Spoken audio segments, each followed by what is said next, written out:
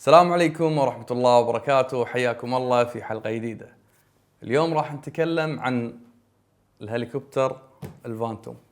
طبعا الفانتوم البروفيشنال، في ثنتين نزلوا اللي هي الفانتوم البروفيشنال والفانتوم الادفانس.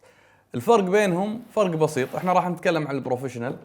لو تشوفون وياي الخط الذهبي هذا الادفانس سيلفر وهذا ذهبي. راح نبطل ويا بعض البوكس ونتكلم عن بعض الشغلات البسيطة، خلكم ويانا.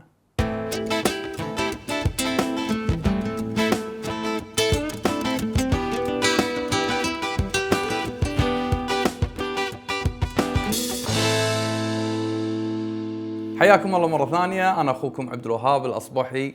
اليوم مثل ما قلنا راح نتكلم عن الفانتوم البروفيشنال الجديدة. طبعا احنا برعاية AAB World في هذه الحلقة. AAB World يعطونكم ويا الهليكوبتر 32 جيجا مايكرو SD حق الهليكوبتر. خلونا نفتح الهليكوبتر ويا بعض ونشوف شنو بالصندوق أو شنو بالبوكس.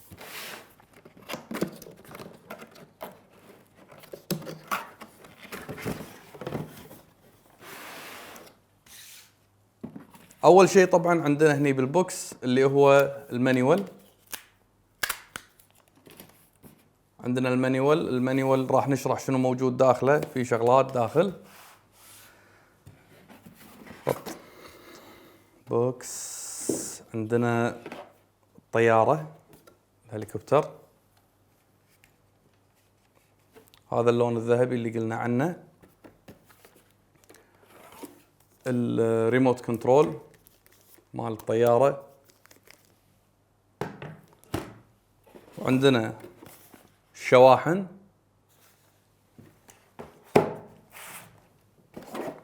وعندنا بعض الاكسسوري حق الطيارة، وبالاخير عندنا المراوح طبعا يجي منها 8 مراوح، 4 عليهم نقطة سيلفر و4 عليهم نقطة سوداء. راح أشرح وأتكلم عن الفرق بينهم كبداية.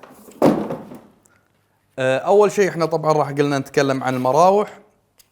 عندنا مروحتين، مروحة سيلفر ومروحة لونها أسود، الدوت اللي موجود لونه أسود.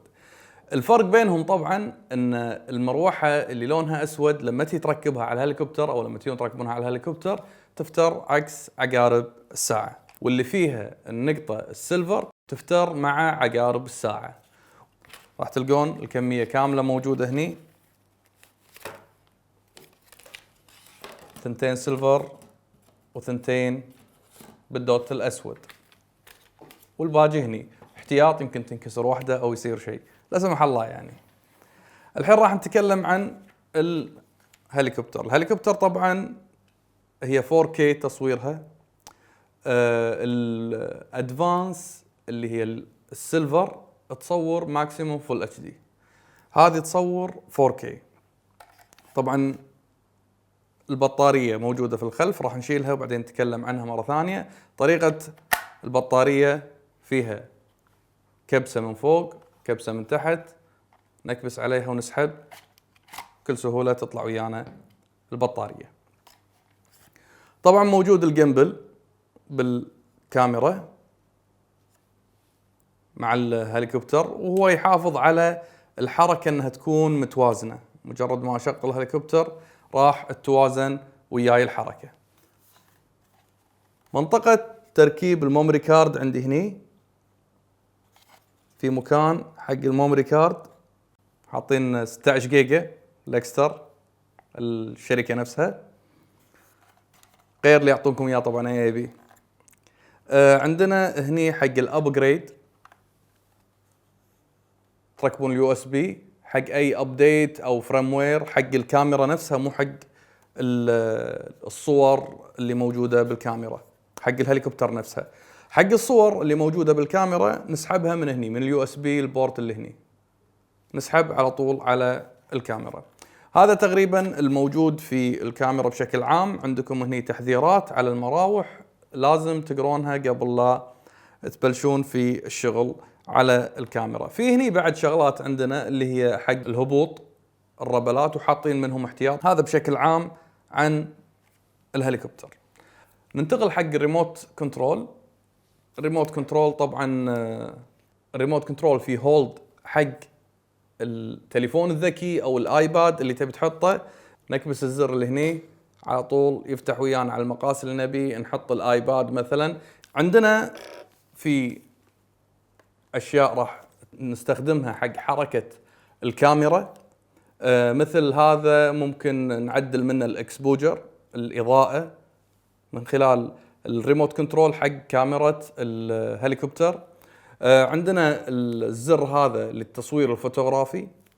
الزر الثاني حق ريفيو، شنو صورت انا اقدر اشغله من الزر هذا اللي عليه علامة المثلث. عندي ايضا في الجهة هذه نفس المحرك هذا السكرول، اني اقدر اعدل الجيمبل اقصد الكاميرا لتحت تكون او لفوق من خلال هذا السكرول.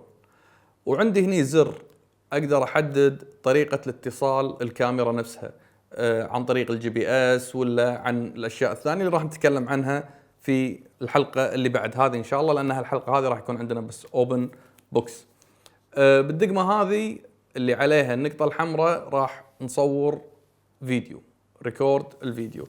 عندنا هني دقمتين بعد اذا تشوفونهم يمين ويسار، هذا الكاستم انا احدد شنو اللي ابيه من خلال الابلكيشن اللي ايضا راح نتكلم عنه.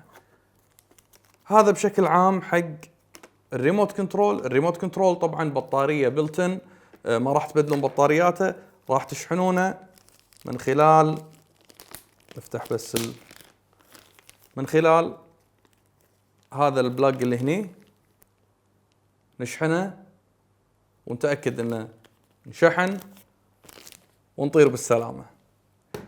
هذا بالنسبة حق الريموت كنترول.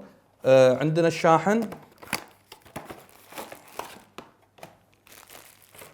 الشاحن موجود عندنا. طبعا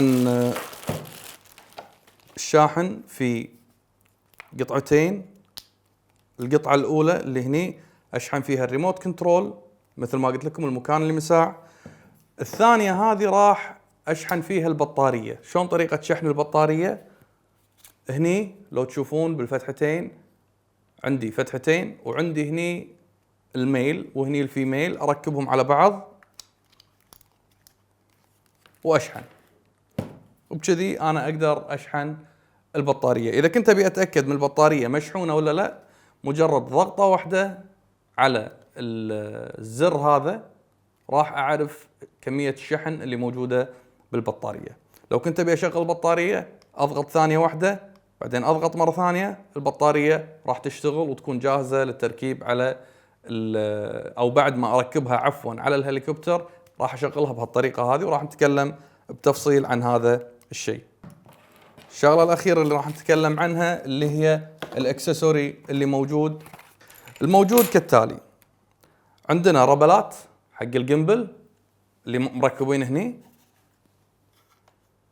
احتياط، وهذا صراحة شيء يعني محسوب للشركة انه قاعد يعطونك من كل شيء دبل علشان لا تتعطل او تروح تشتري زيادة، يكون موجود ويا الكاميرا.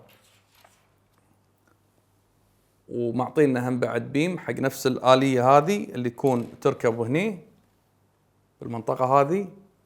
هذا البيم بس بلاستيك، صبانة، معطينا زيادة فوم اللي هو يركب في القاعدة اللي تحت حق الهليكوبتر. المانيوال عندنا بشكل أخير راح نتكلم عنه. المانيوال فيه طبعا حق كويك جايد، كويك ستارت جايد فيه، وفي معلومات، وفي استيكرات لو حبيتوا تغيرون لون فضي وذهبي وأحمر ووردي، وفي البلو. هذا كل اللي موجود في البوكس الخاص في الهليكوبتر. أنصحكم أنكم تقرون المانيوال قبل لا تبلشون تطيرون الطيارة، تتأكدون من كل إمكانيات الطيارة. راح أشرح في الحلقة الجاية إن شاء الله، وما راح أطول بأني أنزلها عن شلون راح نطير الهليكوبتر، شلون نتحكم فيها، وبشغلات تفصيلية أكثر مع الابليكيشن الممتاز اللي نزلوه DJI. سبسكرايب، لايك، تواصلوا وياي على مواقع التواصل الاجتماعي اللي موجودة عندكم. نشوفكم على خير، لا تنسونا بالدعاء. مع السلامة.